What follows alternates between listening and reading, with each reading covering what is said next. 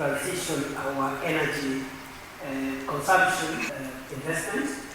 And we are also looking at extending our railway, which we are looking at 28,000 kilometers of new roads the next few years through PPPs, and out of which 2,500 kilometers are dual expressways.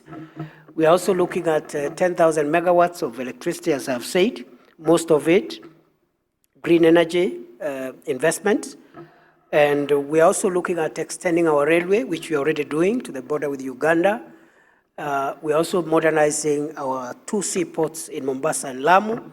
All this through PPP, which is crowding in private capital to come and support our investment in through the National Infrastructure Fund. The third pillar of our future is around agricultural transformation, water harvesting, value addition in the agricultural sector, and we believe that we want to put an extra 2.5 million acres under irrigation, and that will require us to invest in quite a bit of water harvesting facilities.